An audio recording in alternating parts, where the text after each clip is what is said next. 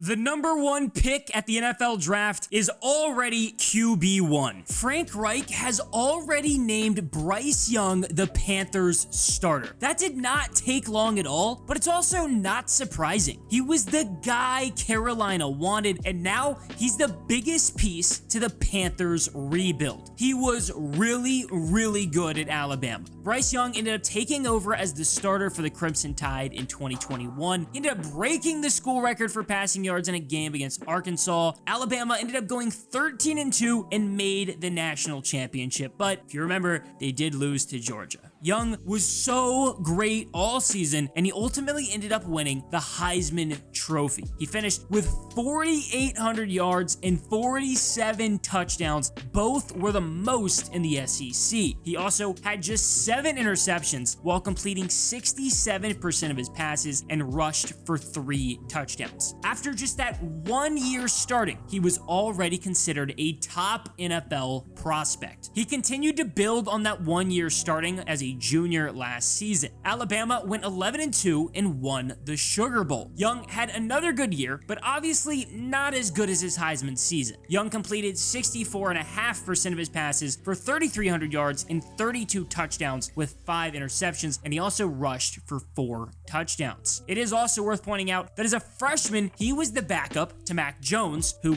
helped him learn a lot. Mac ended up having a good rookie season in the pros, and he even got to spend time learning from Tua Tagovailoa, who got time to learn from Jalen Hurts. Those days of Bama not being able to put out NFL talent at quarterback are long over. They now have a very good track record, and Bryce Young might just be the next stud QB from Bama. Now, in order to get Bryce Young, Carolina traded up to the first overall pick and had to give up a lot for it. 2 firsts, 2 seconds, and DJ Moore, which really does sting a bit, but the Panthers did immediately try to replace him. The new number 1 is probably going to be Adam Thielen, who got a 3-year, $25 million deal. He had back-to-back 1,000-yard seasons in 2017 and 2018 when he was in Minnesota. He was really good for the Vikings after he was literally undrafted and just signed with them. Thielen ended up taking a back seat once Justin Jefferson got there, but that's just how it is. Jefferson might be the best wide receiver in the league, and just about anybody is gonna have to sit behind Jay Jettis. And if there's anyone that already knows that probably too well, it's Terrace Marshall. He wasn't just stuck behind Jefferson at LSU, he was stuck behind Jamar Chase too. Eventually, Marshall did become that guy with Kayshon Boutte, but he had to wait his turn, and it looks like that may have been the case in the pros too. He struggled as a rookie, and it seemed like Matt Rule simply had no idea how to use him. Then, once Rule was fired, Marshall did play well to end last season. He showed some of that talent that made the Panthers take him in the 2nd round after he tore up the SEC, and apparently Carolina just saw the same thing in Jonathan Mingo. He was 2nd team All-Conference last year at Ole Miss and may eventually find his way into the starting roster this season. Now, DJ Chark also just inked a 1-year, $5 million deal. He does have a single 1,000-yard season in his career from his time with the Jaguars. The Panthers do have a new tight end in town, Hayden Hurst. He signed a 3-year, $21 million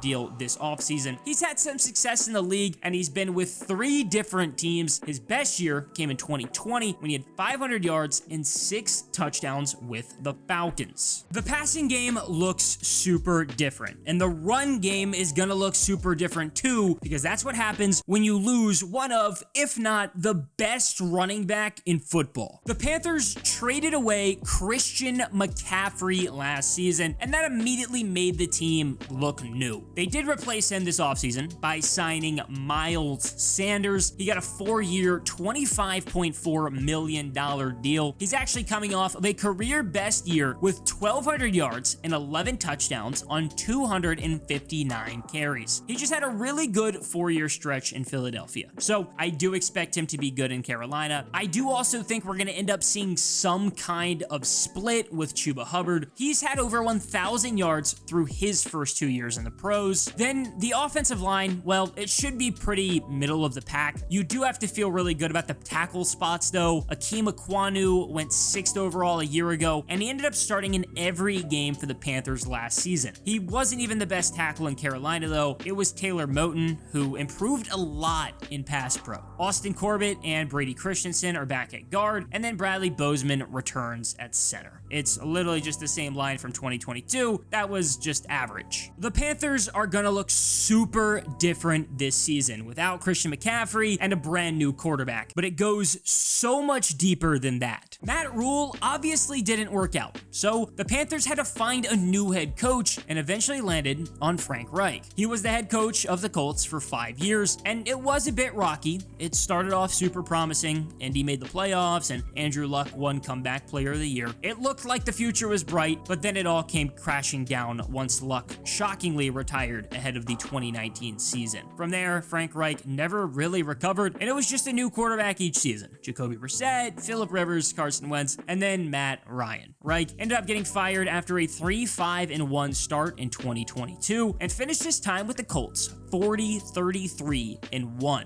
The lack of a quarterback completely derailed anything Reich could have built in Indianapolis, and I think that's why it's so important that the Panthers did immediately go get a young guy with franchise potential. Carolina has put Frank Reich in the position to succeed and have put Bryce Young in the spot to succeed too by getting Reich in the building. Bryce Young and Frank Reich have the opportunity to win their division in year one with the Panthers. Now, some of it is because of my belief in those two, but it's mostly because the NFC South just isn't good. It's probably the worst division in football, and really anyone could come out on top. The favorite is the Saints. I don't really think they're that good, but on paper, they should be the best in the division. They signed Derek Carr this offseason, and they're entering year 2 under Dennis Allen. I don't think they're anything special, but in the NFC South, it shouldn't take much. The Falcons are interesting. They have a lot of fun young talent like Bijan Robinson, Drake London, and Kyle Pitts. Put that together with a good offensive line, and you're feeling pretty good, but it all comes down to how Desmond Ridder performs. He was a third rounder last year and then started in 4 games. The success of Atlanta may legitimately rely on him, unless Taylor Heineke takes over. Finally, the Buccaneers are a bit hard to figure out. They are only a few seasons removed from winning the Super Bowl, but obviously Tom Brady retired, and Tom Bowles is now the head coach, not Bruce Arians. Baker Mayfield should be the starter this season, and he did have some really good moments in Cleveland, but he was also in a really good spot. I think the Bucs are similar to the Panthers. Like, if their quarterbacks play well, they could actually be good. I like the Panthers a lot. They're a team that I'm super excited to watch this season, and I'm sure a ton of other people are so excited to watch the Panthers, and that's mostly because of Bryce Young. When a team has a young first-round QB, all eyes are on them,